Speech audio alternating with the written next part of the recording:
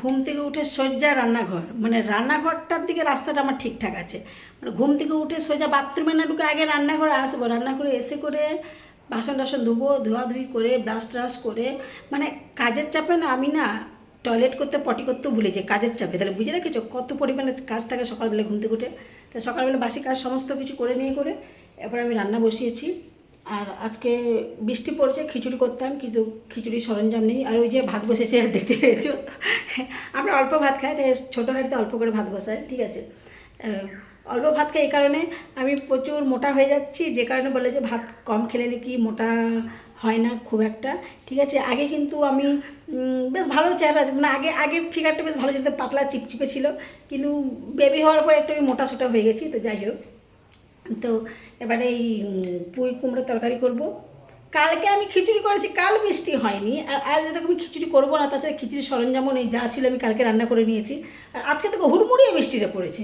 তো আজকে আমি পুঁই কুমড়োর ঘ্যাট করব। এই যে কুমড়ো, কচি কুমড়ো, এটা এই কুমড়োটা না আমরা খোসা ছাড়াই না, খোসা সমেত খাই। আর যেগুলো খুব পেকে যায় দেখবে না কুমড়োর খোসাগুলো একদম হলুদ হয়েছে পেকে যায়, সেই কুমড়োর খোসাগুলো খাই না। তবে এই কুমড়োর খোসাগুলো খেতে খুব মিষ্টি লাগে, যে কারণে এটা খোসা আমরা ছাড়াই না, খোসা সমেত রান্না করি। তাহলে পুঁই কুমড়োর তরকারি করবো। আর এখানে পুঁইটা কেটে রেখেছি। আর পুঁইটা দেখো এই ছোটো ছোটো ডাঁটিগুলো, মানে পুঁইয়ের যে ডাঁটিগুলো দেখলাম যে খুব কচি, যে কাটছি কি চোঁচ, আমাকে দুফালি কাটতে হয়েছে, চলো দেখাচ্ছি। এই দেখো পুঁই কেটে রেখেছি, আর দেখো চোঁচ হয়ে গেছে, দেখেছো? এই সরু, দেখেছি এই সরু সরু পুঁই ডাঁটাগুলো দেখলাম যে কচি, কিন্তু হলো কচি না, চোঁচ হয়ে গেছে। আর দেখো দুফালি করে রেখেছি, দেখেছো? দেখো এই যে দুফালি করেছি, এই যে দুফালি করে কেটে রেখেছি। বলে না মাছের রাজা রুই আর শাকের রাজা পুঁই, দেখেছো? রান্নাঘর সমস্ত কাজ তো কমপ্লিট করেই নিয়েছি, শুধু রান্নাটা করব ঝট করে। রান্না করার পরে কাপড় চোপড় কাচাকাচি করে নিয়ে করে তারপরে আমি কি করব, তারপরে কি করব সেটা ভাববো। হ্যাঁ,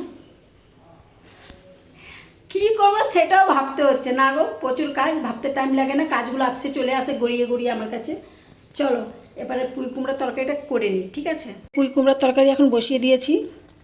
তরকারিটা দেখতে খুব সুন্দর লাগছে, তাই না? কি সুন্দর হলুদ হলুদ পাকা পাকা, কিন্তু আদৌ তরকারি কালারটা কিন্তু এতটা হলুদ হয়নি যতটা হলুদ এই ফোনে দেখাচ্ছে। আসলে ফোনের ব্রাইটনেসটা একটু বাড়ানো আছে, তাই এরকম দেখাচ্ছে। কিন্তু তরকারিটা দেখতে খুব সুন্দর এবং লোভনীয় হয়েছে। আমার তো পুঁই কুমড়ার তরকারি খুবই ভালো লাগে।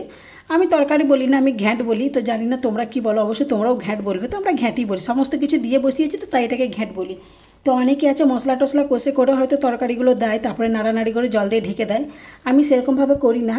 আমি একবারে তরকারিগুলো কেটে ধুয়ে করে আমি মশলা দিয়ে তেল টেল দিয়ে একবারে মেখে করে বসিয়ে তারপরে হালকা আঁচ দিয়ে ঢেকে ঢেকে তরকারিটা কষিয়ে কষিয়ে রান্না করি, যে কারণে তরকারিটা খেতে খুব সুন্দর হয়।